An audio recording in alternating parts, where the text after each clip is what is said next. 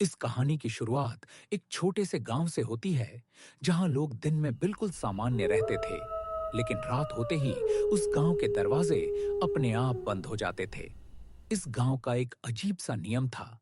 लोग कहते थे कि अगर रात के समय कोई तुम्हारा नाम लेकर बुलाए, तो कभी जवाब मत देना, चाहे आवाज कितनी ही जानी पहचानी क्यों ना लगे। अमित इस गांव में नया आया था। वह शहर से आया हुआ एक साधारण लड़का था, जिसे ऐसी बातों पर बिल्कुल भरोसा नहीं था।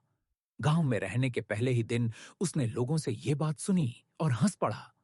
गांव के एक बुजुर्ग ने उसे गंभीर नजरों से देखा और सावधान किया। हंसना ठीक है बेटा, लेकिन रात को अकेले मत घूमना।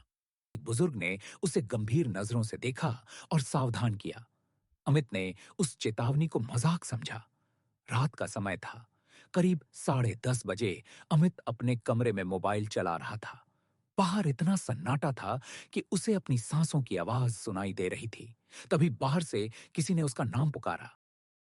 अमित, दरवाजा खोलो। अमित चौंका और खिड़की की तरफ गया, लेकिन बाहर कोई नहीं था। कुछ मिनट बाद वही आवाज फिर सुनाई दी, मैं ठंड में खड़ी हूँ।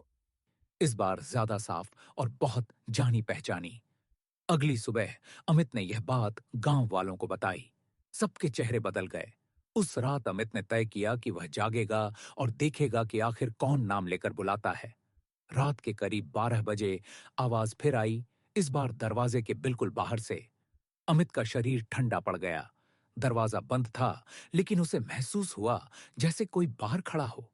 अचानक बाहर किसी के नंगे पांव चलने की आवाज आई और फिर सब शांत हो गया। सुबह गांव में हड़कंप मच गया। एक लड़का गायब था।